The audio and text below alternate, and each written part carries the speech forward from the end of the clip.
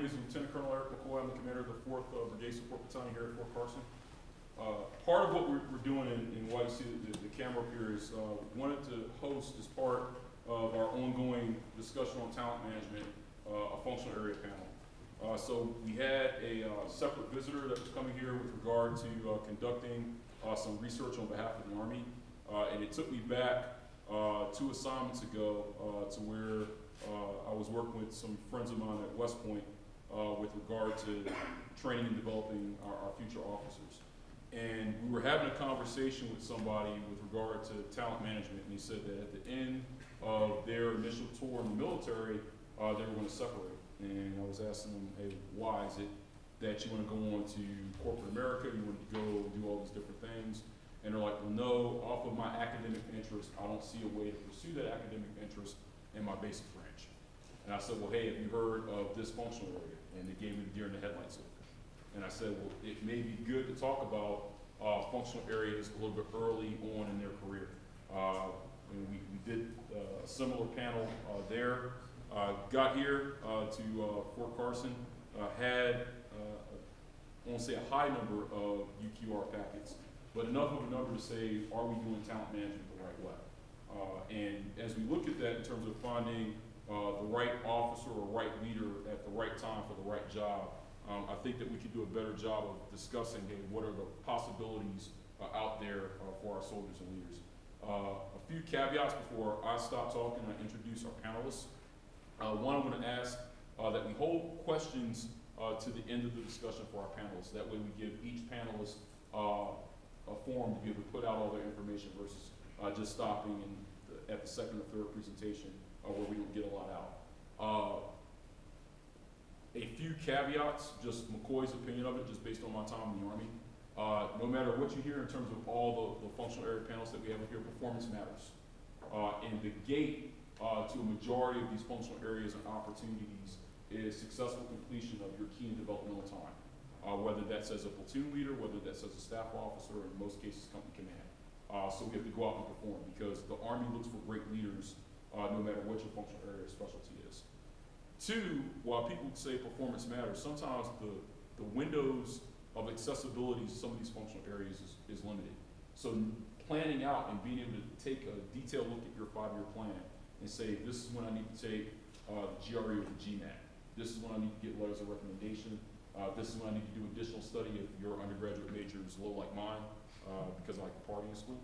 So if you look at it like that, it gives you time to prepare so that when these windows of opportunity open themselves up, it's good. And then most importantly, I would encourage everybody to have an open mind on all the functional areas because it may not be a functional area that is of interest to you, but it may be a functional area or an opportunity that is of interest to a soldier that you teach, coach, or mentor. And I think it will create some great opportunities. So the first group of presenters that I would like to introduce and bring up are our FLEP Wonder Triplets, I call them that. So I reached out to the Deputy SJA, Lieutenant Colonel Sean Smith, who unfortunately is unable to be with us today, but he did me one better. So one, the Lieutenant Colonel talking to captains and lieutenants as you go higher up in rank, power distance increases and you lose that ability to have candid conversation. So he went and found me not 1, not 2, but 3 officers that are currently taking FLEP. So Captain Andrew Brown, Captain Adam Gittleman, and Captain Patrick Coomer. Captain Patrick Coomer. So all of them are in law school. 2 are in their 3rd year of law school. 1 is in their 2nd year of law school. Various branches from across the Army. So Armor, Medical Service, and MP. Did the tough jobs in terms of what they were getting after to be competitive for FLEP.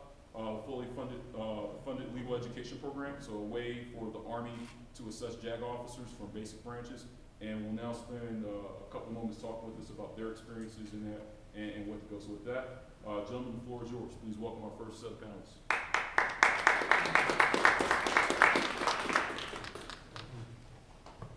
Next slide, please. All right, so my name is Captain Gittleman. I'm going to give you all a brief rundown on what a FLEP application is, what you have to do to get into the program. What you see up here and up the screens around you are non-waiverable requirements. So 01 to 03, not waiverable. Ops support, sustainment, and health services. Between 2 and 6 years of active duty at the start of law school. So it takes a little bit of a head planning for the most of us who commission in May. School starts in August. So really the last year you can apply to the program is when you're in year 4 of your service, if you commission in May. You have to have a bachelor's degree from an accredited college and a secret security clearance. So that's all the non-waiverable stuff. But what actually goes in that application? The dreaded LSAT. You have to take the LSAT. You have to, there's a personal statement. This year they've limited to 1 page. So 1 page in the memorandum of your application as to why you want to be a JAG officer and a lawyer. Because this program takes folks from the basic branches, sends them to law school, and then they become JAG officers. So you have to kind of address why you want both of those things. You have to have all of your officer evaluation reports. I think the statistic is all of the applicants have at least 1 above center mass, or forgive me, I can't remember what the new top block is for your senior rater. One of the new requirements is an APFD card. That was effective this last year. I think all but 3 of the folks who got picked up had a 270 or above. And then you also have to interview with the local staff judge advocate. When I did the interview, we mostly talked about fishing. So there's really no way to figure out what they're going to talk about, but you can expect the regular questions. And what they're really trying to do is assess how you're going to fit within the JAG Corps. There's only about 2,000 active duty lawyers in the Army, and there's only 25 or so FLEP officers a year, so they want to make sure that fit, so you're going to fit right into the JAG Corps. And that's about all there is for the application itself. I ran through it in about 30 seconds, but if you're considering applying for this program, Captain Brown's going to stick around afterwards, and I'd encourage you to talk to him about the application, particularly the LSAT and the personal statement, because those are 2 things that really make a difference to the board, because everyone's OERs are going to be pretty good. Everyone's LSATs are going to be pretty good. So they want to look at the SJA interview and your personal statement to see who you really are. And with that, I'll turn it over. So at about that point, we, after the board convenes, there are usually about 100 applicants per year, give or take, depending on many variables. But at that point, after all those 100 people have been hitting refresh on the screen for as long as they had, the selects are notified. And when the selects are notified, they begin the process of applying for law school within the requirements. The first one is the law school system is your oyster, essentially. Everyone who has been selected is able to apply to any school of his or her choosing. Family in DC, go to DC. Always wanted to go to Hawaii, go to Hawaii. If you want to go right to Harvard, you can go to Harvard. The only restriction that is on it is that it must be within the funding cap, which varies by year based upon whatever budget allocations are allowed. My particular year was $35,000 per year. His may have been different because it was 1 year after mine. That changes. That is something that can be worked with the schools. Schools can reduce tuition to get below the cap. And if that gets below the cap, it will go to the Judge Advocate General for approval. I haven't yet heard, at least recently, of one getting rejected, but as, on the whole, it is an approved list. Once the school has been selected, PCS for the beginning of the school year, which is in early August. At that point, the entire mission of the select is to get a law degree. The select will remain on active duty status the entire time, full pay, full allowance based upon the zip code of the duty location. The official assignment is the United States Army Student Detachment at Fort Jackson, South Carolina. They will maintain administrative training, still these computer-based training, all the SHARP, all the PT cards still go through the student detachment, leave goes through the student detachment. But beyond the administrative requirements, the single and sole mission while in law school is to get the degree. Over the summers, there is a little bit of a gap, obviously, for summers, and at that time, the people at law school will go TDY or will be assigned to a particular Army installation. At that time, we do what we're doing right now, which is on-the-job training in the JAG office, working, getting experience, and trying to keep some of our skills sharp while we are, in general, in law school. Ultimately, the entire purpose is to pass the bar examination. Once someone passes a bar examination, that select is able to practice within the military court system after being licensed in one particular state. Once the bar is passed, the PCS will occur to any installation to the military legal training. First, the direct commission course at this time, followed by the officer basic course for JAG in Charlottesville, Virginia, and then move on to the permanent duty station and the first assignment, which Pat will talk about now. Hey everyone, Pat Coomer.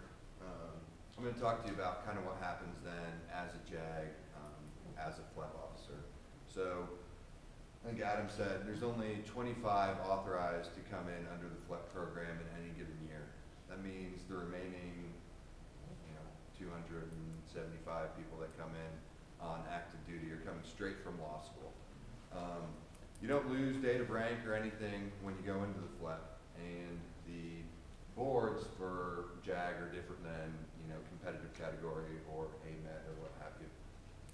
So the boards for JAG are based off of your date of rank, and what they do is they kind of project out every 5 years and look at date of rank range that they're probably going to be promoting to major.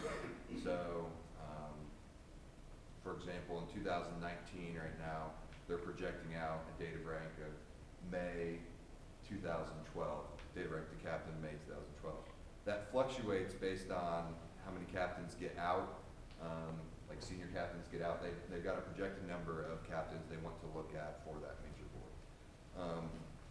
So, depending on when you get accepted into the FLEP program, whether you're early on with your first application in 2 years or later, like I am applying, getting in right at the end with 5 years, depends on kind of how much time you have as a captain JAG officer.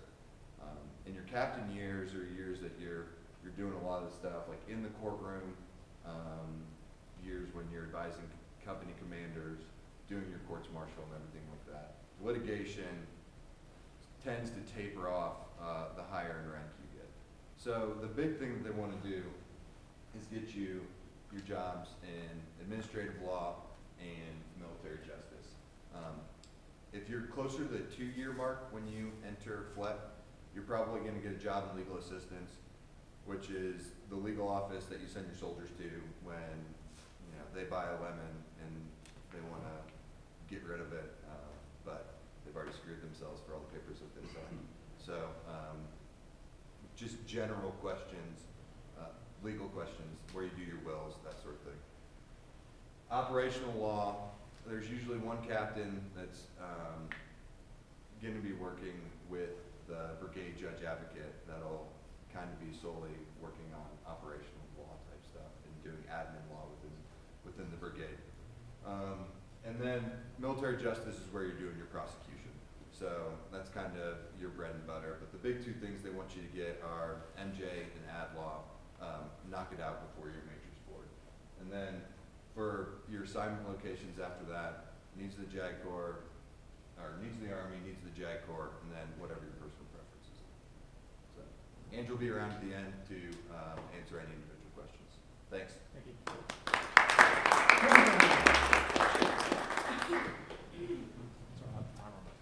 Our next presenter, so we just talked FLEP in terms of, hey, these are opportunities in the JAG. 2 assignments ago, I had the privilege of being on the staff and faculty at the United States Military Academy, where I met our next presenter, Colonel Todd Woodruff. He worked with me as a colleague in the Department of Behavioral Sciences and Leadership, looking at how we apply the human dimension in terms of teaching, coaching, and mentoring soldiers. So background in management with regard to bachelor and master's degree. Also picked up a master's degree in sociology. Career infantryman by trade. Assessed after his major KD time over to Functional Area 47 as an academy professor, and currently serves as the director of the Leadership and Management Studies Department section at the United States Military Academy. So with that, I'll turn the floor over to Colonel Woodruff to give us a presentation on opportunities at West Point. Good afternoon. I'm not going to to talk much actually about the functional area. There's only about 50 or 60 or so academy professors in the Army. If you wanted to do that at some point, the first step is to actually get to West Point and have some experience there as a captain or a major in the first place. And then usually we will invite people back to be to compete for a position as academy professor. So what I want to do is really talk to you about your opportunity to come to West Point. West Point's mission here: educate, train, and inspire the Corps cadets to be commissioned officers, be leaders of character. It is really to go there and build and develop and mentor and coach the next generation of Army leaders. And that's truly what we do. There's sometimes you might find yourself going someplace, you're doing staff work, you're doing something else that you didn't anticipate. You go to West Point, you are going to be in close contact with cadets, the future of the Army, day in and day out, multiple hours every day. And it is an inspiring mission. It is something that gets me fired up, and most people who decide to come to West Point, you get fired up coming to work each day. I know Colonel McCoy did. Next slide. So there's a number of different things that you can do. Instructor's probably the highest density position there. So 13 academic departments, Department of Physical Education, and a few others.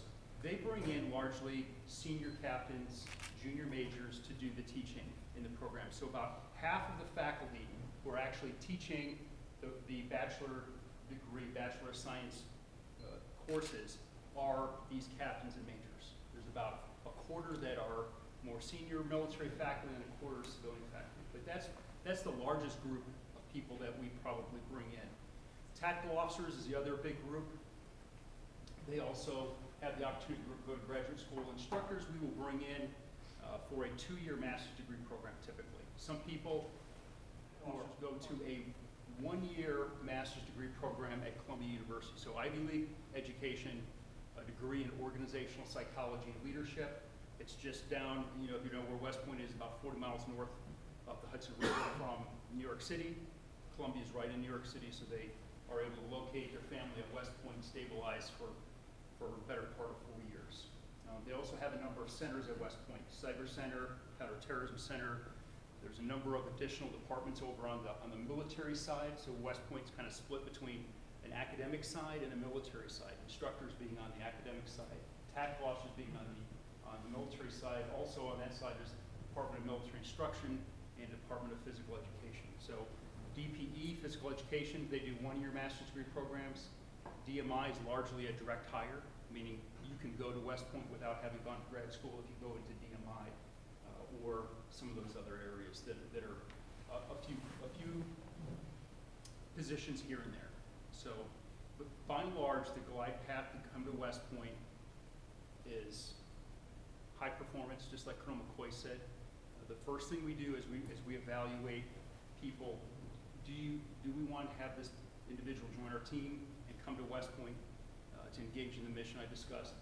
We look at your file strength, number 1. It's not your GPA. It's not what your GRE says. It is what is your performance and potential across multiple evaluations. And if you're in that top 20, 25% probably, then we'll take a look at you and see what people have to say about you in letters of recommendation, in your personal statement, and try to assess, are you a good fit? Are you a good fit for the culture of the department, for the program that you're applying to? And then if you're the right person, then we look and say, can we get you into grad school? And in most cases, the answer is yes. I just got somebody with a 2.4 GPA into an undergrad into Harvard Business School. Now we had to fire a couple silver bullets to get it done. But the bottom line is, it was the right guy, the right person, and we got that person in. We look at the GRE. You have those ACS minimums that you have to pass. But the bottom line is, we know how to get people into grad school.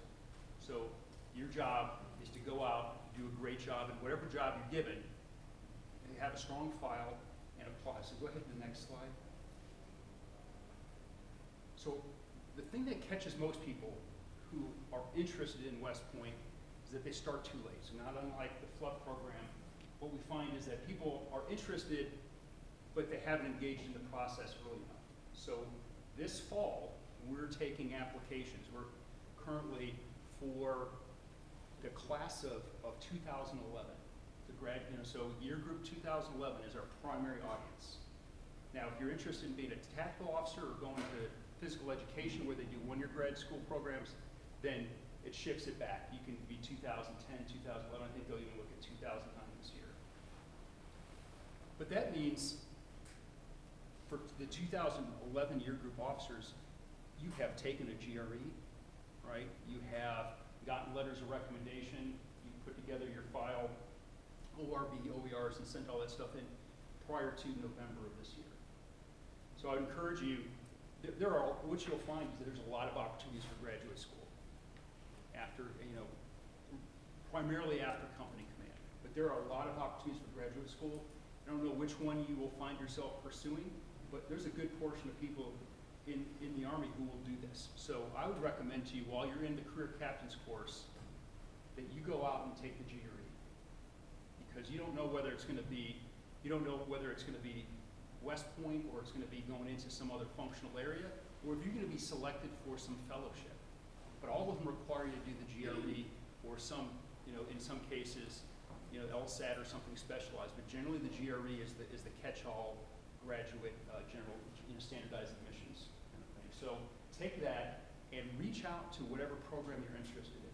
So one of the kind of drawbacks in coming to West Point is you have to apply down to the individual program levels. So I know you look like you're a nuclear physicist. So if you were interested in going to the physics department, you have to apply to chemistry and physics, right? If you like leadership management, you'd apply to my department, the Department of Behavioral Science and Leadership. If you want to go to tactical officers, you can do that. Now it's all the same application, but you have to craft your letters slightly different. Your letters of recommendation have to be crafted a little bit. You know the deal. If you're applying to 4 departments and your letters of recommendation say, I highly endorse Captain whoever for a position in Department of History, and I'm in the Department of Behavioral Science and Leadership, I'm like, all right, well, clearly not the first choice here, not the person that he or she's targeting. But you target each one of them individually, but the key is engage early. And I want to wrap up by just saying that there are a lot of different routes. This is the primary one I talked about, but frankly, when you think about that, when we hire somebody, it is 3.5 years out prior to them actually showing up in the department. So between the run up to getting into grad school, doing 2 years in graduate school, and showing up, a lot of stuff happens. So what we find is we'll select officers, but we have 10, 15, 20% that don't show up in any given year. And once you get inside that window, I have a need for somebody, and let's say I need somebody in 2 years. I cannot send somebody to grad school at this point and get them into the pipeline and show up in 2 years. So I have to reach out and find people who have graduate degrees already. So if you have a graduate degree, it really puts you in a position where you could be a senior captain, a major, even a lieutenant colonel, but there's the opportunity for you to come to West Point and teach given the degree that you have in hand. So that's really the key route once you get beyond that window.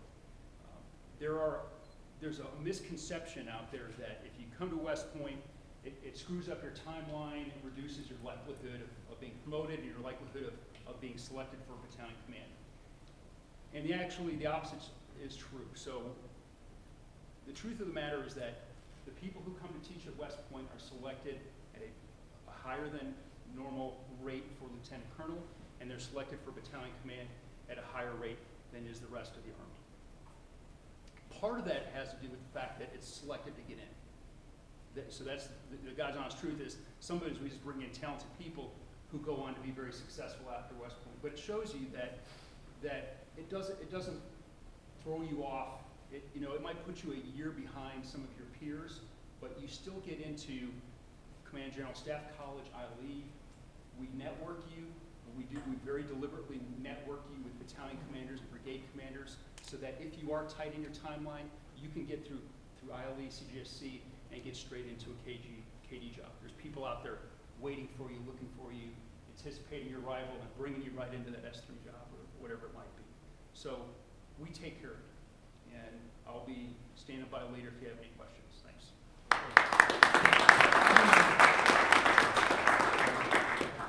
So our next panelist is Lieutenant Colonel James Montgomery. So again, we were privileged to be able to get a lot of our functional areas that serve on the division staff. So he's the Chief of Cyber Electronics and Management Activities here on the installation, working up on the division. Functional Area 29 is something that's a little bit newer to our Army. It's occurred since I've come into the Army, but as we look at fighting the 21st century battlefield, not only just beyond air, land, and sea, but also into other domains, being able to work cyber and electronic warfare is a big deal. So, Lieutenant Colonel Montgomery, welcome, sir, the floor is yours. I hate slides, so there's no slides. I'm going to make this very quick. I will hang out afterward if you guys have any questions. It's not near as technical as you might think it is, but what I can tell you is that we are an unbelievably short supply. At last count, there was only 16 lieutenant colonels in the entire Army. Yeah, that's kind of short. The other portion of it is there's less than 100 majors and there's less than 500 captains in the entire Army, the whole Army. So you're going to be going into, it is a functional area that is very much in flux, and I'm going to tell you why. Fairly soon, it's not official yet, but fairly soon, pretty much anybody who is 29 series will be pulled into the newly constructed 17 series, which is cyber. So if you're looking for, I don't want to call it a shortcut, but if you're looking for the cheat code to get into cyber, the important portion of this is the electronic warfare career field really only became an actual career field or functional area in 2009. So we're super young, which is also lending the reason why we don't have that many folks. But it's not for the faint of heart, because you're going to be coming in, depending upon whatever particular branch you're coming in or whatever particular specialty, whether you're an NCO, whether you're a junior officer, or whether you're a field grade officer, you will be the senior advisor at whatever level you're placed. So if you're a lieutenant colonel, you're the senior advisor to the commanding general of the division. If you're a major, you're the senior advisor to that brigade commander, or might very well be, and in a lot of cases, a division commander. And those captains, those individuals, you are very definitely the senior commanders, the person they'll lean on at the brigade level when you're conducting operations with a brigade command combat, brigade combat team. You're the person that commander will look at to deal with and work with electronic warfare. What is it that we're doing? We're not just, and again, because we're here on YouTube or wherever, I can't get into too much detail. However, your job is dealing with communications and making communications not happen. And that is the most broadest of terms that I can probably put it in. The other portion of it, and it's the new emergent portion of it, at the division and the brigade level, is bringing cyber operation capabilities down to the division level. And again, it sounds like I'm repeating myself, but it's because basically that's all I spend my time doing. And it's because this is a brand new capability that's out there. This is something that our near peer adversaries, who shall remain nameless, are using right now in the battlefield. So bringing these capabilities out and then operationalizing them and syncing them to a ground plan and a lethal targeting plan is everything that I do. It will be, and again, it's one of those things where your learning curve will go almost vertical just as soon as you come in. The transition through is pretty quick. When I went through, I want to say it was 3 months, and then they switched into 29 series, and then as cyber goes ahead and continues to pull in and build their power base, you guys will be pulled over to the 17 series, and then we'll be revetted again to figure out where your expertise level is. There's plenty of education opportunities. I myself got my master's back when I was still my prior. I ended up teaching ROTC. So, bearing that in mind, if you would like to ask questions about acquiring a master's degree while you're teaching ROTC, I can hit that box too for you a little later on. If any of these other gentlemen and or ladies cannot, I can do that for you. But as far as 29 goes, your learning curve, like I said, will be very, very challenging. But it is because you will be expected to know just exactly what you're talking about in honestly a subject matter that's not super new, or excuse me, that's not super old. A lot of other services, joint, will have a lot more experience than you will. So your learning curve again is one of those things you really got to get into and get ahead of. And I'll finish up to let you know you have plenty of joint opportunities to be able to serve, mostly because this particular functional area is inherently joint. There's not a whole lot of Army stuff that we're bringing to the fight just yet. Circa 2026, we're gonna have a great suite of awesome stuff. But for right now, you're gonna be basically depending upon your joint services, and really that will allow you to go to places like the National Security Agency, the Joint Electronic Warfare Center in San Antonio. There's a lot of places for you to be able to go that are really it's not on a book somewhere. It's not basically on a career progression, because everybody knows where the 4th ID is. Everybody knows where the 1st Cav is. Those are things that you know. However, you didn't know that there were places to work in places like JEPIC and Las Vegas. There's also combat command opportunities. So again, I'll refund you whatever time I was able to fire through here. I spit it out pretty quickly, but I will be around after this to answer any of your questions. I perceive there's probably going to be one person answering one question, so I'll be there for that. Thanks.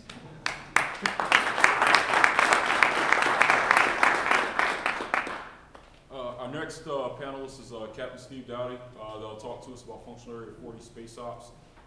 Again, much like many of our panelists, come through different backgrounds. So it was originally enlisted as a 13 Bravo, eventually changed over to a 15 series as an air traffic controller, attended OCS in 2006, was commissioned as an ordnance officer, ran the gamut, and will now talk to us about the opportunities in space ops. So Captain Dowdy. Thanks.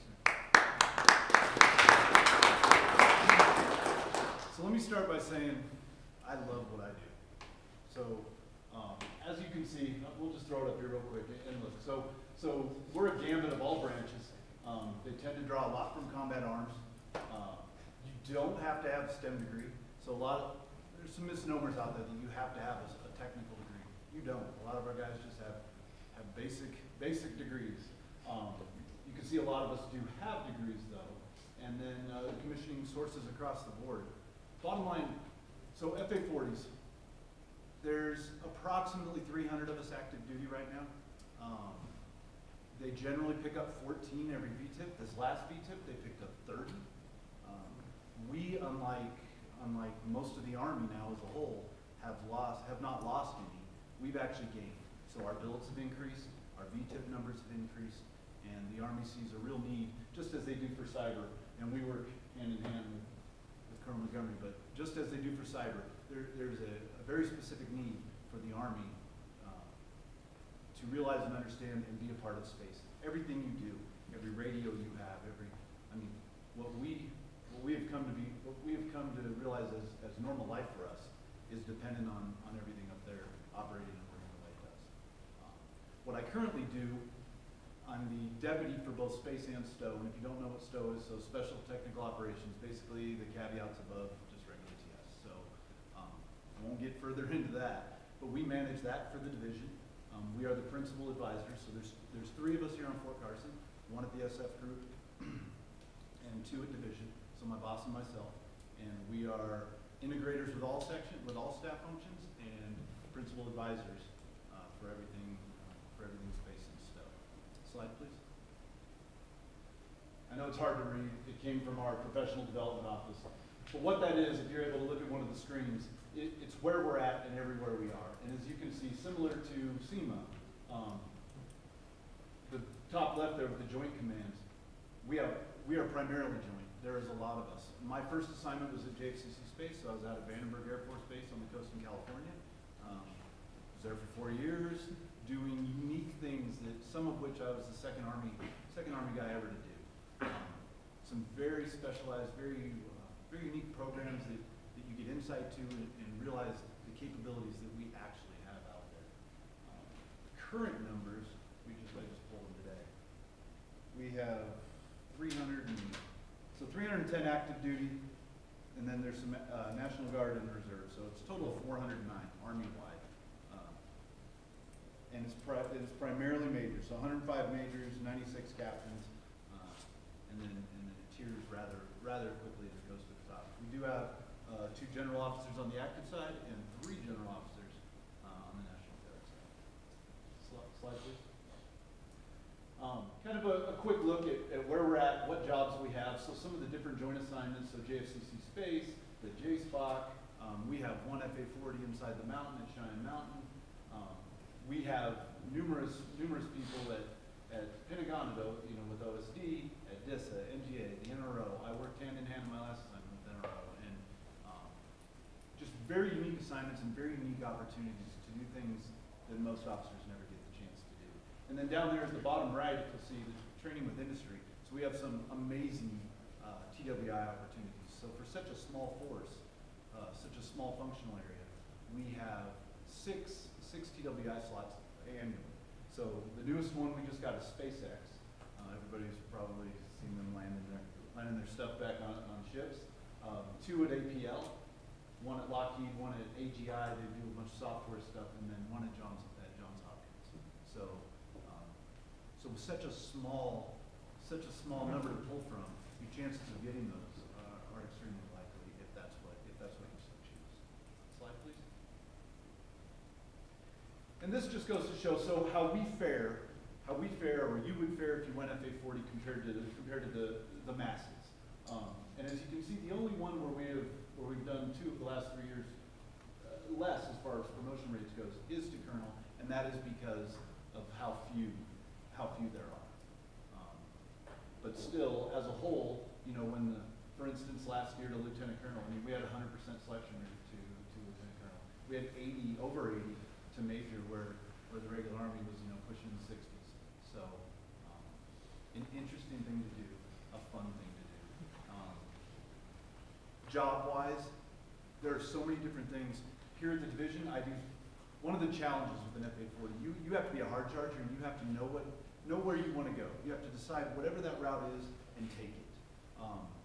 You can sit in a vault and you can hide, and you'll soon be out of the field. But I am as busy as I'm able to be at all times. Like, I mean, it is always something going on. And because we do such different jobs at our assignments, it's a steep learning curve when you get to your new assignment. But you are the lead. There's no one you're hiding behind. You know, so if you're that go-getter, that person that's fascinated with everything space, GPS, space could be the answer for you. So, and I'll be around after this if anybody has any questions.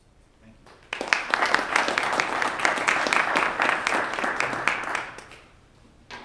Our next presenter is a good friend and colleague of mine. So I'm out at Red Robin, and I look and I see a familiar face in terms of a guy who I haven't seen since what? 08, 07, like right around there. So Dave Schultz, ROTC grad out of UCLA.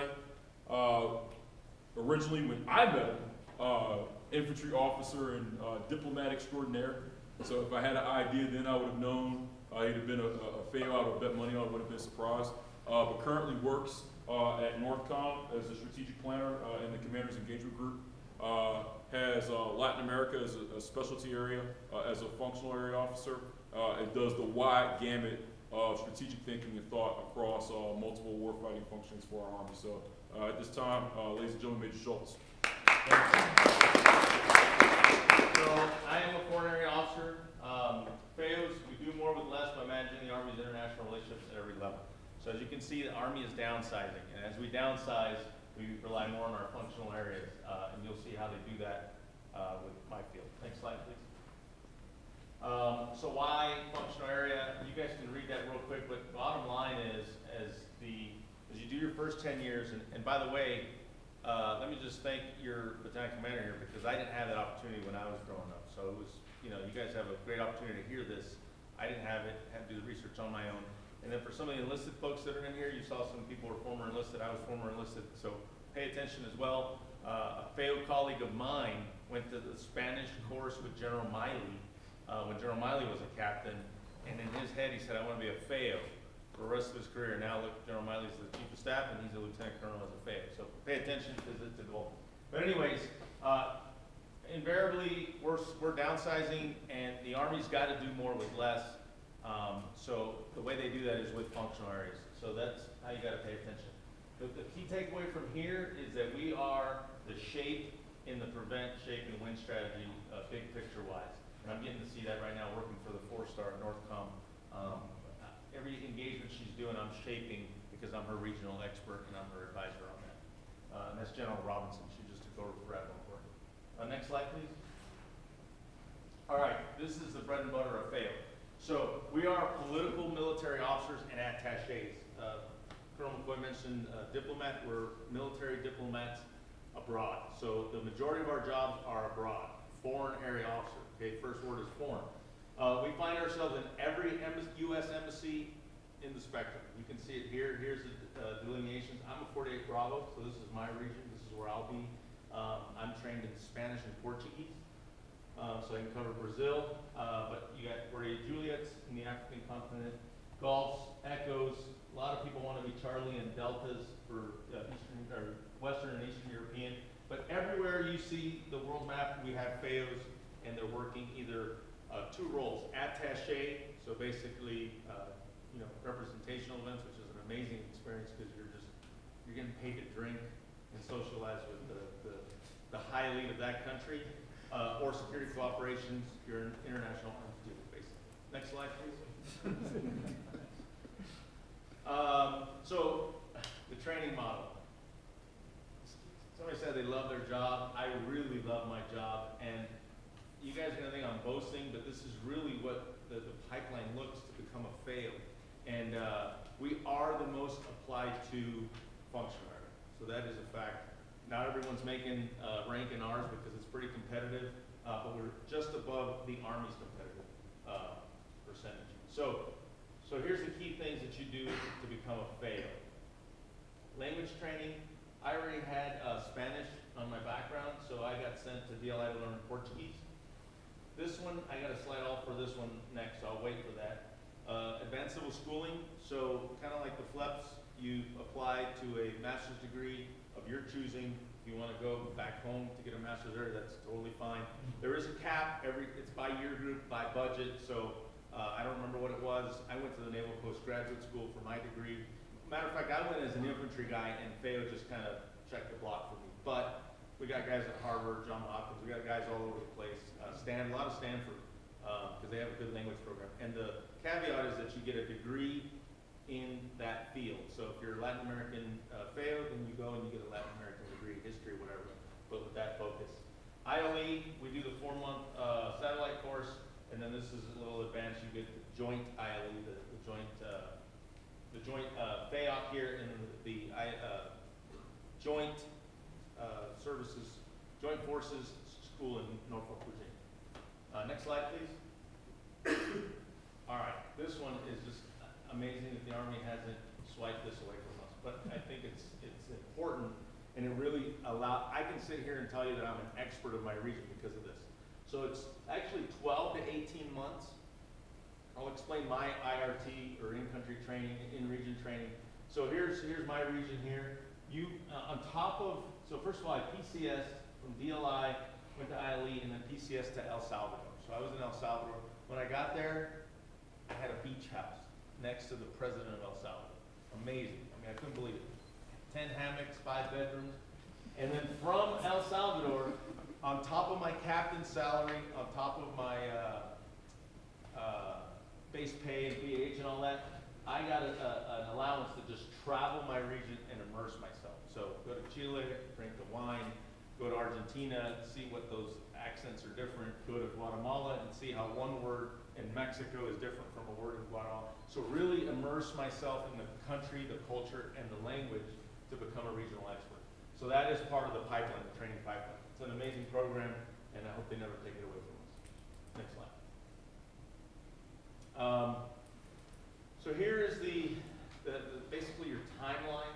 As you can see, the 4 tenets to become a FAO, ILE, IRT, the master's degree, and then your language is pretty long. So by the time you get out of there, you're going to be a major at your first job, and that's where you go. So here's the pipeline. This is where you go to an embassy, a theater staff, or be an attaché. That's basically your first job. And then from there, you trade off. If you didn't do it the first time, you do it this time. So that by the time you're lieutenant colonel, you have at least 2 jobs. I've had security cooperation, and now I'm at COCOM. And then I'll go. My next job should invariably be an attaché in the country. And then when you get up to the 06 level, we even have jobs at the academy teaching in the Department of Foreign Languages at the military academy. So we actually have slots at the Air Force Academy. We got slots all over. We're so short on FAOs that we don't fill all our slots. With the most important ones being the ones in country, out of the country teams at the embassies. Next slide. A little bit more of what I just talked about, some more FAO assignments. here's, I think, he was actually a colonel at MPS when I was there. He got selected. So that is one thing that if we don't talk about, ask us later today. That functional areas usually cap out at 06. Some functional areas have 07 and 08 billets. We have 2 07 billets, and it's the China Defense Attaché and Senior Defense Official in Beijing, and then in Moscow as well. So if you're in those regions, there is 107 slot. For the rest, it tops out at 06. Brigadier General Hooper, now Major General Hooper, was at MPS when I was there, and I think he's the highest ranking FAO. We have other highest ranking people, but there's certain FAO billets, but they're not FAO. General Hooper's the FAO. Next slide. This is probably the most important one for you potential officers and NCOs for later in the game. So they talked about competitive. You have to have successful KD time. You have to complete the career course, at least one ACOM to apply, and that's not only because we want good officers, but because you're going to compete for rank in the functional area. So we want to make you competitive when you come over. So that's the whole reason behind that. DLAD, not sure if you guys know what that is, but if you don't have an existing language, it's a made-up language that you take the test, and you have to score at least a 95. Somebody gave me some really good advice and said, don't score too high on that, because if you do, then you're going to get those regions that, like, you know, you're going to be speaking Dari and Chinese and all that. So I scored a 97 and got spammed. Got to be deployable. So here's the point of contact. Again, I'll stick around after. There's my info. I'm here in I'm in Peterson, but here's the HRC point of contact. So if you want to put together a VTIP package, you can. And I think that's it. Next slide. Thank you.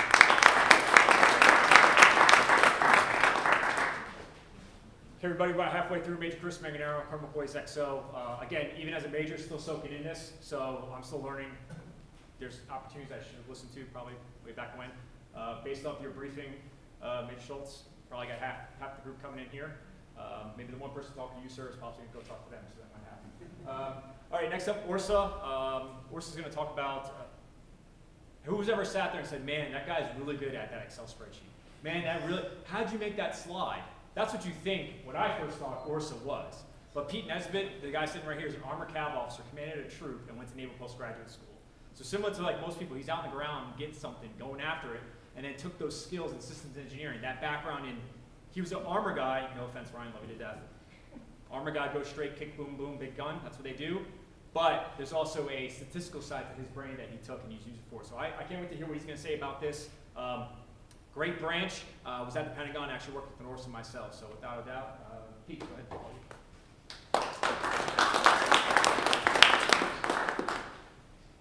So first of all, this is an unstructured branch. I'm here to solve problems. That's it. I was that cavalry officer, and I did like to blow things up and shoot people in the face, frankly. And I don't want you to be too afraid of what I want to show you, because I came close to doubling my GPA from undergraduate to graduate. So it can be you too, all right? Next slide, please. So these are a lot of tools I use. The tools are no good without the person. I reduce the obstacles that keeps the commander up at night, okay? You'll go to school and you'll learn some of these tools, and you got it.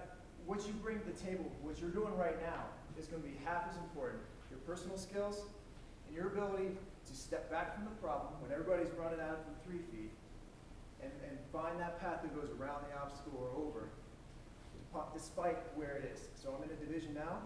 I work on division problems. Most of the people who do what I do are in the Pentagon or all across the Army or in joint billets. My previous assignment to here was in a national lab. So I did 3 years, get my master's degree in operations research, which is applied math. And then I worked there, so 5 years in Monterey, California, at a national lab, working, doing what I learned in class, but also applying the skills as an armor officer or as an officer in general, working with different intelligence agencies or whatnot, solving problems, just understanding what needs to be done and approaching it in a logical and reasonable way. Pretty easy. Next slide.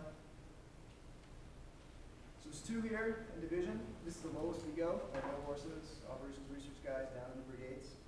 And a lot of what we do, again, if the commander stays up at night thinking about garrison issues of suicide or DUI or battlefield synchronization of are we applying our effects to tear up the enemy and allow the close fight, you guys, to get their job done, that's what I focus on. Next slide, please. So there we are, generally specialty staff. Next slide. There are your slides. There you go. So half of what I do may be slides, but really it's communicating. Army problems are people problems. You got to understand the people. You got to talk to the people. You got to know why we're having this issue and listen to them. I'm not a I was specialty in cavalry and armor, but now I sit back, I listen to somebody, I understand what their issue is, and I help them. I give supporting fires to them getting their job, adding more tools to their toolkit to get it done. And then you communicate that. It's that simple. I enjoy my job, and y'all can do it too.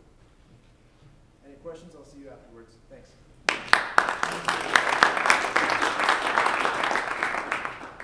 All right, we got about 3 more, everyone, so this is going really good. So, all right, how many people here have made the comment, man, if they just fill me to my M2, I'd be good to go? Or, how many of you, usually coming from my sergeant major, said, you know, sir, it'd be really good if we had this extra thing. And be like, you're right, that'd be awesome if we had it. And who does that? Who's going to sit there and build an army? Who's going to, as they say, zero-sum game? Who's going to add, if you want an extra logistician, you have to give up something else. That zero-sum game. This functionary, Ben Bennett, from our division staff, Major Bennett, does this. So he's the one who has that problem set of, I want more Striker mechanics in 1st Striker Brigade. They'll say, okay, Chris, what are you paying me with? And that problem. Or you want a new Striker recovery vehicle. Or hey, we need new cyber. All the stuff that they need is being managed, and we're going to kind of stair step. You'll see acquisition next after him. But building the army is what force management does. So I want to hear what Ben has to say. Here we go. Ben Bennett. Appreciate that intro. That was a good brief. I think you covered pretty much everything. I want to start with the drill because I see a lot of tired faces out there and we've gotten pretty far with the briefing so far. So I've got a crisp 20 here. Who wants it? Who wants it? Give me something. Who wants it?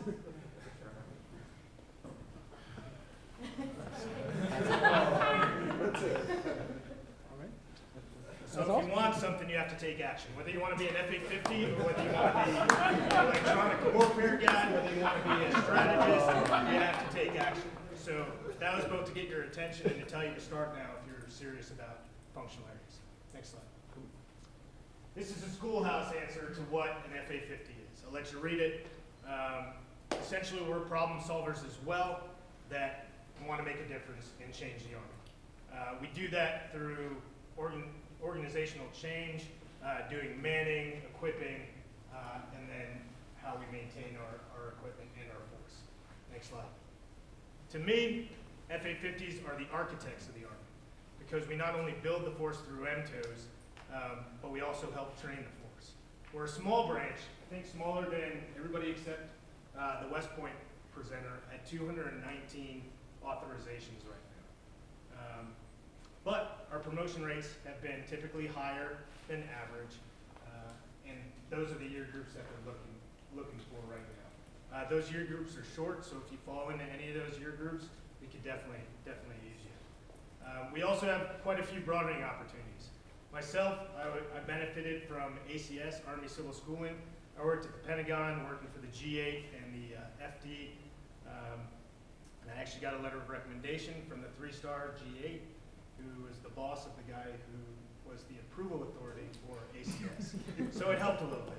Went to UCI in Southern California for a year and a half and absolutely loved it. And the Army does that to get Army officers out there amongst the civilian populace, tell them what we do, and just kind of bulk up the Army's rep within the civilian community. The timeline there, they expect you to graduate from the Captain's Career Course. They're looking at primarily officers that are in their 6th to 8th year, and then you can see the rest of the stuff there. The biggest thing for me is the quality of life. I was an infantry officer for about 8 years before I got picked up for FA-50. At the time, I had no idea what FA-50 was. I was like, FA what? But I've loved every day of it. I mean, I think everybody up here loves their job. If they didn't, they wouldn't be here, right? So I encourage you to look at it. Next slide. So that's the force management model, right? It's super complex. Don't get overwhelmed by it. The good news is the Army will send you a 14-week course at Fort Belvoir in Virginia where they'll teach you all this stuff. I'll give you the down and dirty of it. Essentially, it starts up here with all the strategic documents. We look at those because they inform everything else that we do as an Army, right? Then we develop solutions based on what our senior leaders are saying. We design organizations, develop models. The acquisition guys do their stuff where they're purchasing stuff or developing sourcing solutions to meet capabilities. And then over here, we get the stuff and the people to solve those solutions into the hands of units and to the combatant commanders who actually need the stuff to fight and win on the battle. Next slide. So what do I do here? At 4th ID, primarily, I'm doing new equipment fieldings, new equipment training, force structure changes, stuff with MTO. So if you're having MTO issues, I'm your guy. You can talk to me, get my card afterwards, and I'll see what I can do to help you out. And then all the changes, force design updates or force structure changes that come down the pipeline from Corps, we got to make sure that the CG and the Chief of Staff are on board with. Number one, they concur with, and then we go forward from there. So the big one coming up mid-July is the division restructure. Probably all know we're going through a downsizing right now. Every division is getting cut by about 20%, and we're figuring out how we're going to do that by integrating our guard partners and what capabilities we're losing and what capabilities we're keeping. Next slide. So this is where we're located. As I said, there's 219. I misspoke earlier. We added 2 billets last year. I'm the sole FA-50 at Fort Carson. There's one other billet in Colorado at NORTHCOM. The bulk of the billets are all in the DC area, almost half of them. So if you like DC, I was stationed at the Pentagon. A lot of people don't like it. I did. A lot of culture, a lot of stuff to do. Great networking, just dealing with all the generals up there. It's pretty interesting. You get to see the high level stuff. But this is where we're located. If you have more questions about that, see me afterwards. Next slide. Those are your points of contact. I'm your primary here at 4th ID, the branch manager, Major Erickson, and then the chief of the FA-50 branch. Any of your questions? Next slide. That's all I got. So we've got progression here. So we're studying it, we're building it, and then we're going to buy it. So everyone sitting here has benefited from the next function, that's acquisition, contracting, program management. These nice uniforms we're wearing, this is I've been in the Army 14 years. This is the 4th camouflage pattern that I've worn, thank you, that we've worn, and we're probably going to have another camouflage pattern soon. Acquisition goes out and buys that. They buy our tanks, they buy our strikers, they get all that stuff for us. All our cyber stuff that's going to come in 2026 is coming from them. So I'd like to introduce, possibly, Major Welch and Major Burzell. Major Welch's logistics background, prior service, then he went into acquisition. Major Burzell, infantry background, and then went back into acquisitions. Without acquisition. Good afternoon, ladies and gentlemen. I mean, I think most of the folks that are sitting up here, we really enjoy our jobs also, as we made that transition over on the operational side. So, and it's a really good segue with the topic that Major Bennett brought up, because if you saw that big eye chart down in the lower middle part, you have the defense acquisition system. And if you go the acquisition core, there's really 2 routes you can go. One is program management, or 51 Alpha, which I spent the first 4 years doing, or you go 51 Charlie, which is contracting. But as they do the analysis up in the top left-hand corner, and then they start looking at other ways to address a capability gap, as they're doing this analysis. They can change doctrine, they can take a look at organizational changes, training impacts, personnel, leadership. But if they can't resolve whatever that capability gap is at the higher levels, they'll decide, well, we need a material solution. So that material solution is when the 51 Alphas come on board. because that's where the bureaucracy will start ramping up, where we'll find a capability gap, and now we need to build a double V-hole for strikers, you know, because of the IED threat, or PIM or Excalibur or something to replace, you know, some of the elements associated with field artillery. So that's where we come on board.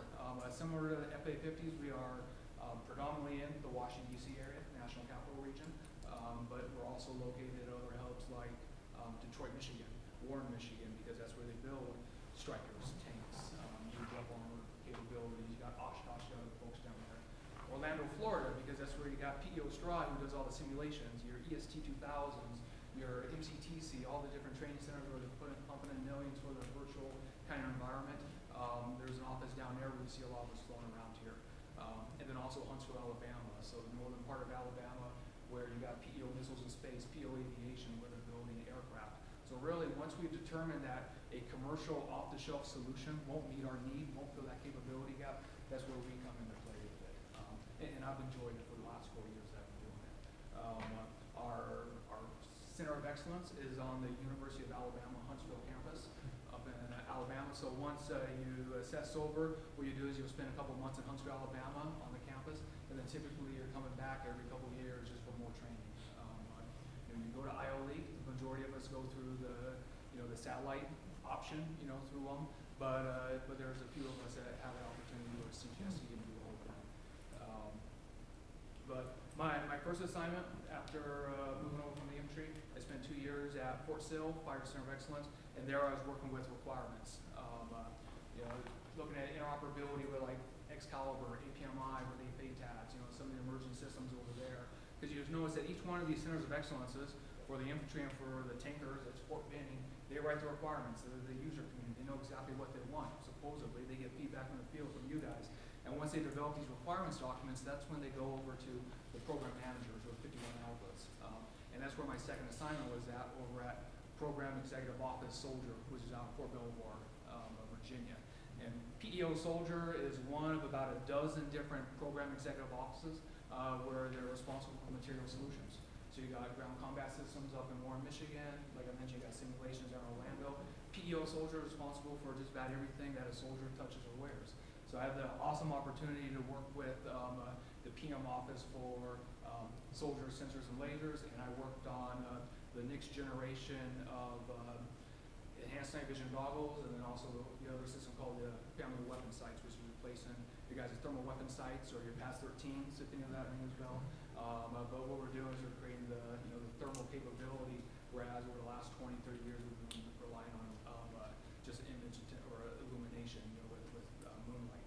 But so I spent that for the last couple of years, for the first 2 years, and really in that capacity, it's you're working on the cost, schedule, and performance, whatever our program is. So whatever Fort Benning decided they wanted to create, I had a schedule that started in 2012 when I showed up there, all the way like 2017, 18, where we might be able to start fielding, and then that's when we start working with folks like Major Bennett in the G8 when it comes to the NET, the NEP, the BOI. Who's all going to get it? Is it just going to be like team leader, squad leaders, or we're going to outfit the whole squad within there?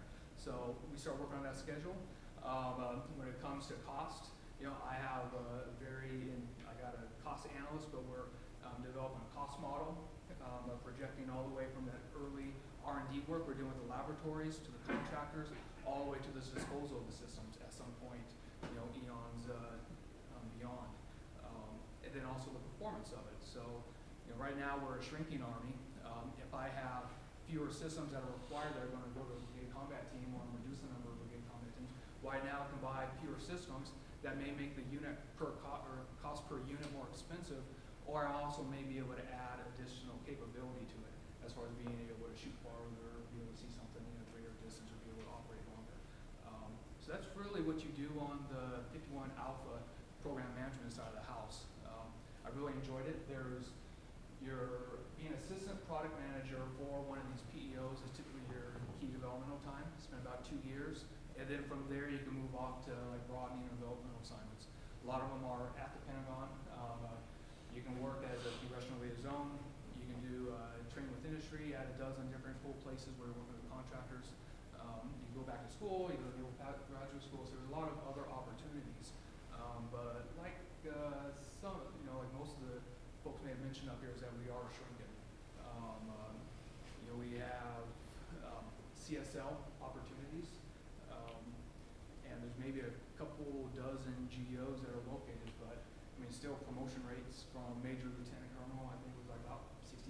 So, it's about on board with the rest of the Army, and a lot of folks that assess in the acquisition corps are typically, high performers, and they're doing something they wanted to do. But overall, that's one half of the acquisition corps. Brian's going to talk about the contracting side now, and I'll be here afterwards if you guys have any questions. Next slide, please. So as Major Burksell was talking about, you'll see over here the 51 Alpha and 51 Charlie. So you'll see 3 additional certifications at the bottom: information technology, engineering, and test and eval. Those kind of fall underneath that 51 Alpha realm because they're the ones that get to do all the cool things, get to see all the things being built, and I'm the one that has to deal with his slips and cost schedule and performance as a contracting officer. So it's my job to actually determine what the contract vehicle we're going to use in order to purchase the things that we need to purchase. From the decisions that are being made by the big Army, these are the things that we need. It's very rewarding. Just simple little things like pack mules in Afghanistan, get the stuff up to the little cop up on the hill.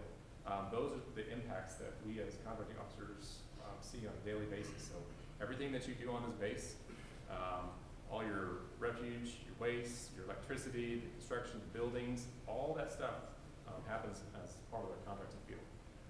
We do share most responsibility with our DE civilians along with us, so we do have a lot of partnership with them that we work together with. We are now aligned, the 51 Charlies are aligned with all the major divisions, so we are here to support the 4th ID. So we support them in NTC rotations, JRTC rotations. Matter of fact, the 3rd Brigade's getting ready to go out the door in a couple months. We have a team that's going to be aligned with them going down there doing all their contract support for that. We still deploy. We have contract administration. We have regional contracting offices in Iraq, in Afghanistan, Africa. We have expeditionary contracting in Japan, Korea, Italy, Germany. So you have lots of opportunities to travel still all over the world. Just like Major Birdsall said, we do have command opportunities in that as well. So again, some of the fields, next slide, some of the fields we can go into. You have some of the Major Birdsall mentioned about the 51 Alpha, 51 Charlie's, kind of the same thing. We're looking to assess right after post-command. And then you're going to go into a contract management officer. So I know it kind of sucks, everybody's used to being in charge, but when you go for your first assignment as a contracting officer, you're really not a contracting officer, you're a contract specialist. So you're going to be learning the job, you're working for probably civilian KO, GS 11, 12, 13, and you're going to be doing the network. You're going to be doing the research, the market research. You're going to be doing the contracting information, and you're going to do everything for that KO to sign it and issue it, and then you might add in there afterwards. But you got to learn the process so you understand what Major Birdsall, when he comes to you and he's got a material that he needs to purchase, how can we get at it? How can we get it and get it at the right cost? And on top of that, you have all the regulations that go along with it. So if you get upset at your contracting, like, why is this thing taking so long? Well, there's a FAR that's probably like 3 times the size of the Bible that you have to thumb through, and we have mandates from the Pentagon that tell us we can only buy from these people at this time. So yes, we do have issues that we have to work and overcome, but as a contracting officer, that's our job. We're supposed to figure out how to get this done the right way, much like the postal guys. So if you're interested in the contracting field, it's a great opportunity. 51 is a great field to get into. For the next slide, these are just some more assignments. Next slide. Also, we also have NCOs in our field as well. So if you have some young E6s, E7s out there that are looking forward to going over to the contracting field, only in contracting. They do not allow them into the program management side of the house, but we do have them in the contracting field. So typically 24 hours of business credits that you'll need for that. And then you'll see that there's a time frame. They go along and they do the same thing. What's different about our functional area is we do have teams, we do have battalions, and we do have contracting support brigades. However, we're all 51s doing all that. So we're paying our lieutenants now. He's the ex-executive officer for our battalion, and I'm the operations officer. So yes, we've done contracting. I was in Korea for the last couple of years doing great things over there, had a great time over there. But you still have, you might get the people to do the S1 functions or the XO, you know, or some other thing too. So, but it's still fun, small community, great opportunities. So we'll be around afterwards if you guys have any questions.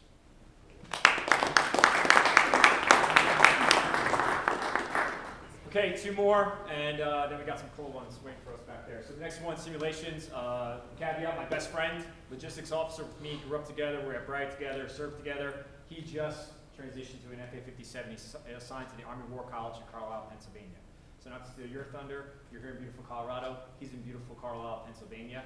No clue what he does, no clue at all. All he knows is Chris, I went to FA-57. I'm like, that sounds awesome. So I'd like to learn a lot about this, so Jason Kent.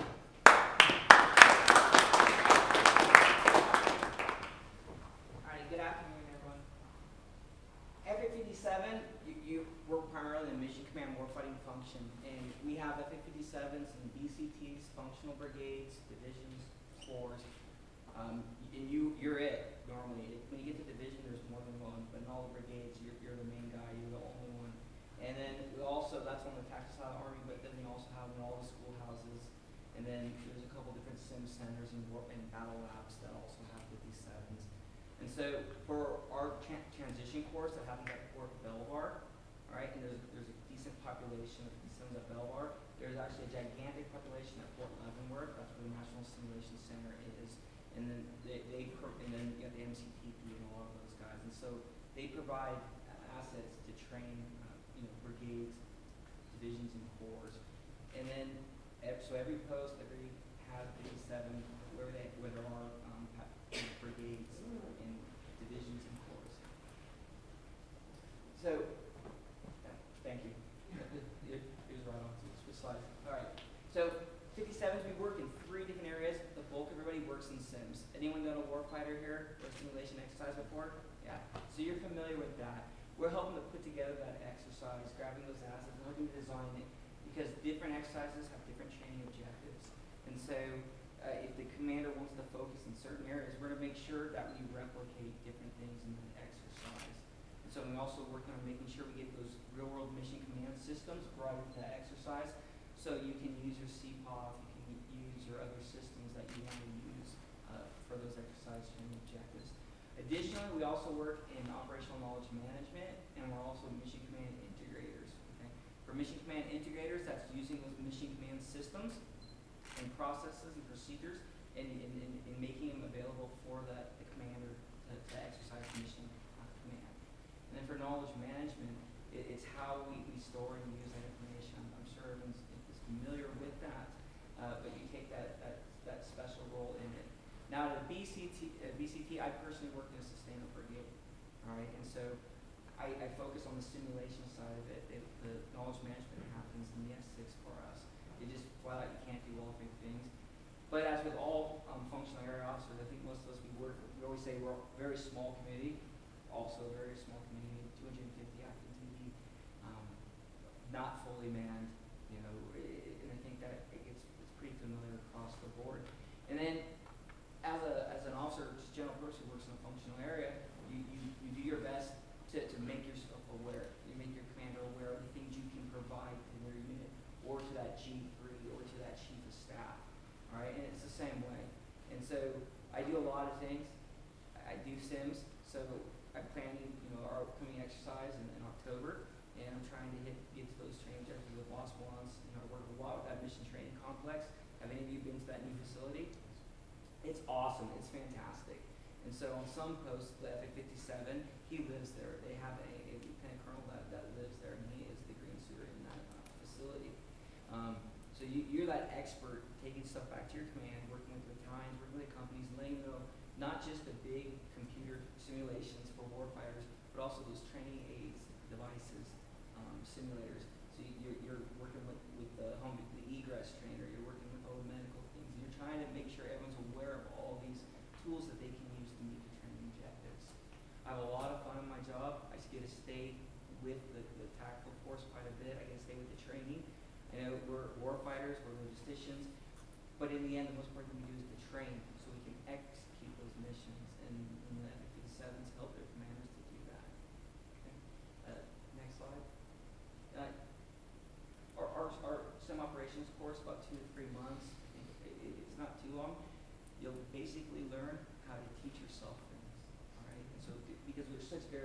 talked a lot about the tactical side, but when you're in a battle lab or you're doing somewhere else or some other exercise, it's just a huge spectrum of things that you can do. And so the most important thing is to learn how to train yourself further on the things you're going to need. FA57 branch, we're very tight knit. We have a lot of contact with each other. And so you go to our notebook page and you put out a message, someone's going to roger up and tell you how to do something that you're not familiar with. Say, hey, I just hit this, I've never done it. You're going to get answers. I don't know how to do my duty description. You're going to say, go here. We got duty descriptions for everything that's been done. And then as you create something new because you're working in a new position, you put that there. And so it's very collaborative. You to be a very independent operator to help your commanders meet their training objectives. We get selected to attend resident CGSC. Obviously not everyone, but we have percentages that go to that, and then we have other opportunities. ACS, there's a model and Sims master's degree that's taught at a couple different schools. We go to Naval Postgraduate School, University of Central Florida, Columbus State in Georgia, Old Dominion, and Purdue is in the process of getting approved to do that as well. And we also have opportunities to do just regular ACS. All right, so we can still compete for those positions. So I'm going to be here, I think, towards the end, so I don't have to give too much time. But hit me up. What I most enjoy about my function area is the independence, the opportunity to have to interact with the commander who suddenly realizes the things I can do for their unit, and they get very into it. And then the chance just to help soldiers go out there and train to do their missions. Thank you. Last presenter, Lieutenant Colonel Jason Brown, aviator by trade, Moose McGrad, went to public affairs in 2008, and most importantly, I read in your bio, sir, was deployed part of the task force to Ebola. Is that correct, sir? So love to hear your experience with that. Lieutenant Colonel Brown. Thank you, everybody. You said I'm Lieutenant Colonel Jason Brown, and I am the Iron Horse PAO. Right? Usually when I address brigade, battalions, and low, I got to kind of explain my job. But you all are in Raider, right? And you guys are spoiled because you have hands down the best PAO in the division, right? Including me. He's better than I am, right? Major Boyd is the most active public affairs officer in the entire division. And he has a tremendous UPAR program, Unit Public Affairs Rep program, and Lieutenant Polito back there. And he's selling my job for me right now because when y'all are here just sucking it down, just sitting here watching brief after brief, he's walking around taking pictures. He's got the video camera going. All right, have y'all read the paper that came out today? Mountaineer? We're in it. Yeah, Lieutenant Polito's in it. He's got an article. He's on page 8. You can go read it. All right, so he's published now. And until today, he didn't even know what he was doing was an actual functional area. So he thought it was a additional duty all the way up to the top. So public affairs, yes, it is a functional area, and it's one of the larger functional areas. And one of the things that sets us aside from the other functional areas is we have soldiers. Right? We have soldiers and we have units. We have NCOs, we have soldiers, we have privates, we have specialists, all the way up to sergeants major. Right? Your public affairs shop at Brigade. Brigade just went from 4 down to 2, so you have Major Boyd and you have Sergeant Lugo. All right, those are your brigade PAOs. Myself, I've got a 5-person shop up there, but I've also always had 2 folks down at the MCE in Germany, so I'm always shorthanded. So before I go into it, who here thinks they know what the PAO does? Someone's always I'm just going to guess what the first answer is going to be. All right, who thinks they know what the PAO does? Just raise your hand. Not except for Lieutenant Polito. Anybody else? I'm going to make it awkward. No, not one of the presenters. All right, what do you think? Give the commander recommendations to commanders on how to deal with the public. That was a very tactful answer. All right, what's the one that everybody wants to say? What do we do? Take pictures. You take pictures? Facebook 6? Hashtag. Yeah, Facebook 6? Yeah, that's a Hashtag. great one. That's my favorite, yeah. Twitter. Hashtag, yeah. 905 is a no hashtag. That's right. Matter of fact, you laugh, but I was just, right before I was checking, I got Twitter up on my phone right now because I was just at the museum grand opening. Tweeting it. Yeah, hashtags, steadfast and loyal, all that good stuff. So, we got all kinds of good hashtags. We have a good time. So, so if you go to the next slide, one thing we don't do is make attractive slides. So the next one's even worse. Go to the next slide. And what's the last one's the horrible one? Yeah, okay. So this one, basically, PAO, what we do is we tell the Army story. That's our job, right? Public affairs, we tell the Army story. We were created by an act of Congress, all right? We're the only branch, we're the only section of the military that's actually created by an act of Congress in response to a lot of the, let's say, less than truths that were being told by the military through the greater part of our history. As a matter of fact, the very first I have in my office, it was published in 1946, the very first manual for public affairs is called War, Censorship, and Information. All right, so you've all seen that scene in Good Morning Vietnam. Remember those redheaded twins that would circle stuff? That used to be the PAO. That was his job, was to circle stuff and make sure you can't read it. All right. But my job now is to tell the Army story. We do that through three ways. First one, public information. All right, that's dealing with the media, or we also call that external information. That's dealing with the media. You always see us out there. If some of the folks have dealt with embedded media. Some folks have dealt with media on the battlefield, not embedded, just in and out. You guys do an awful lot of community stuff. Anybody do the Marion House March? That thing, yeah, media everywhere in that thing. You all were on the front page of the paper, you were on the Denver Post. You were in national media doing that thing, believe it or not. Next thing is command information. All right, that's the Facebook page, that's Twitter. That's the Mountaineer. All right, Public Affairs writes the newspapers. We also run AFN. If all of you have been overseas and you've seen AFN, all the people stationed in the thing are FA-46 officers. They're officers that run it, they're NCOs. All the broadcasters, the Army News Minute, all those things, the Air Force weather people that are always like the best looking people in the DOD, I don't know how they do it, but the Air Force weather folks up there doing that thing, they're all public affairs folks, right? And then the last thing, community engagement, is community relations. That's going out and meeting influencers. A lot of the things I do, like on Monday, I gotta put my blues on and go to some executive meet and greet thing. And who said their job is to drink wine and things like that? Yeah, I do that too. All right. Matter of fact, when we were just on Operation Anaconda, I killed a bottle of wine with the bishop of the. We were the only two Catholics in the room, so we had to. He was the bishop of the military diocese of the Polish military. And so we did a KLE with him. I took the chaplain down there. The chaplain couldn't drink, so I stepped up and didn't let the bishop drink alone. So that's part of what we do. So go back a slide for me. That's the best looking one. That's going to put you to sleep the least. So we're going to leave that one up there. All right.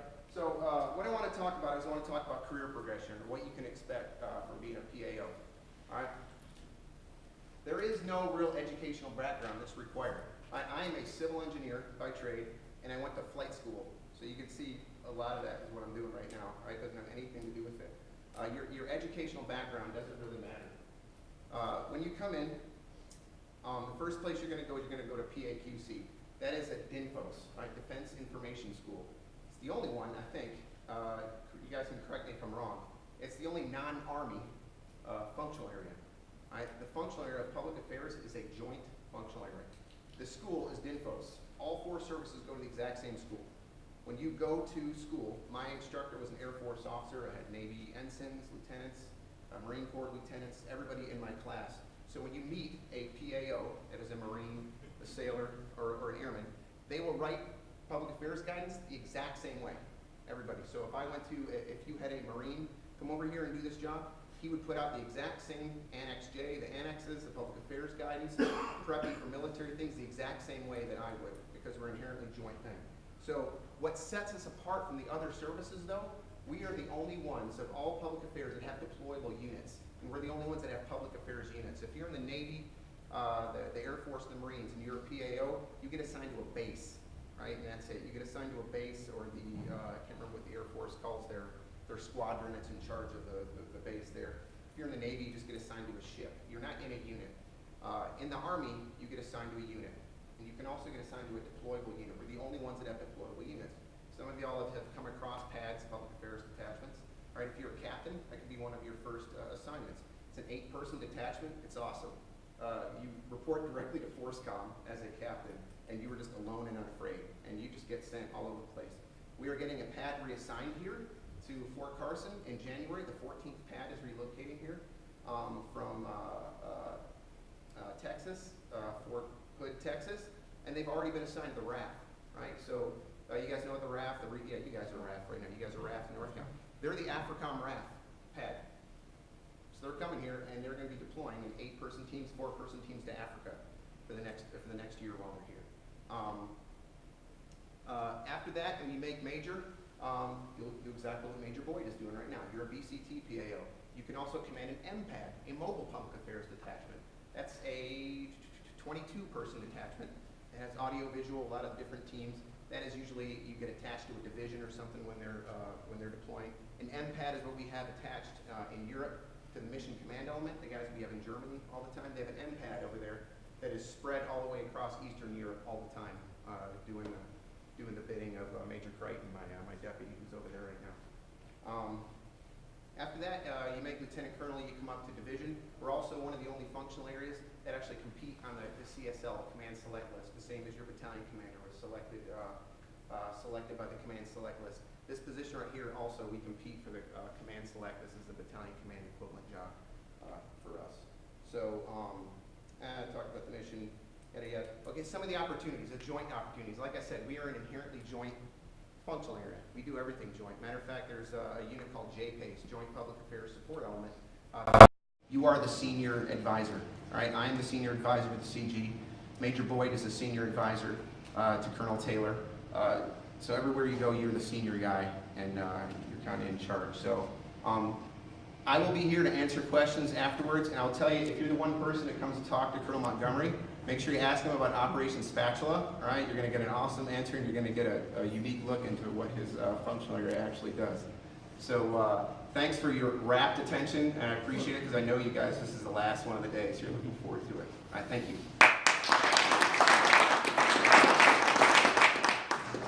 So we are right a little bit over. We're about 3 minutes over our final time. So first, are there any questions from the audience for our panel as a whole? Yes, sir. Most of you gentlemen spoke about primarily working at the division level. My highest level of PME so far is obviously Triple C, so I know how to use the tools in my toolbox at my level. How often do you guys find yourself potentially either providing a division leader a capabilities brief on what you do, or how often do you find yourselves kind of, waving your hands, telling people what you bring to the fight? Like, is that knowledge base there at those higher levels of leadership where they know immediately, hey, I need to get this FA person on the phone and figure out, how to solve a problem, or are you basically kind of coaching those division level leadership, saying, hey, this is who I am, this is what I can do for you, sir? But more often than not, it depends on the experience level of the leader.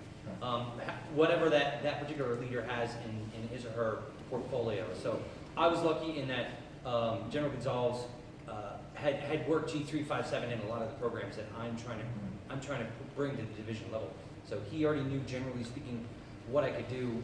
The next step to that is putting those things on the table, and what Jason was talking about at Operation Spatula showed him just what is within the realm of possible, or something like that.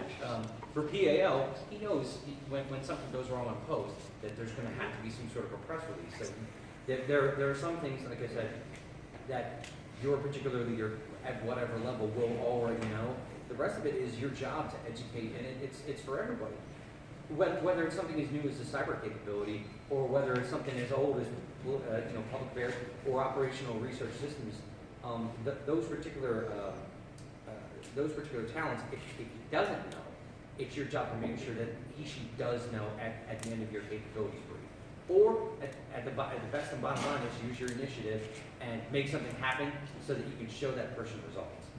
So really, that's a lot of these things, and like I said, it's not for faint of heart for stuff for me, because a lot of times if you don't do it right, you end up being the Division 50-6 investigating officer, or the FLOCO guy, or the 10% hand receipt dude. If you end up doing that for your primary job, you failed in your functional. So please take that forward with you, because all of these things, you're bringing something special. Don't screw it up and end up being the FLOCO dude. That's a good answer. So I'd like to caveat on that. I won't worry too much about working at division or higher levels. Like for my functional area, I never worked above the company command level before I started working on the Army staff. So I jumped from way down here all the way up here. As far as stuff that the CG needs to know about, if it's big muscle moves, he's gonna ask about it, or it's your responsibility to feed him that information. Smaller stuff, like the personal affairs detachment, that's only 8 people, you know, you may not need to know about. So it's kind of at your discretion, depending on the functional area. You're that subject matter expert, so it's on you to feed him the right stuff. Any other questions? Okay, no. Actually, I'm gonna give everybody, especially, I can't give homework to other lieutenants that don't work for me. Although I can find your bosses, but I will give my lieutenants some homework. So, homework assignment, because there's gonna be some networking out here later on. It's 4 questions I want you to ask. Actually, 3 to 4. The first is, if this is a functional area, they're functional areas of interest. It's like speed dating. Find your potential speed date and talk to them about their path into their respective functional area to kind of learn from those experiences. If there's a functional area that you're not interested in, I still want you to talk to everybody. And I want you to ask one of these 3 questions. First of all, what are opportunities in that functional area for your soldiers and your non-commissioned officers?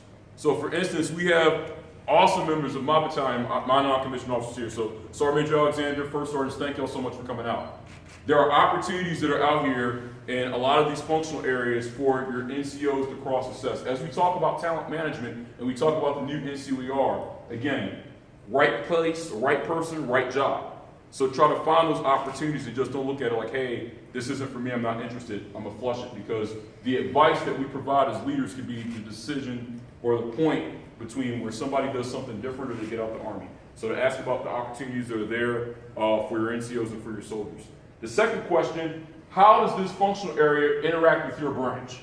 So for instance, me and Captain Dowdy are gonna have a lot of beer in terms of talking about how does logistics and space intersect.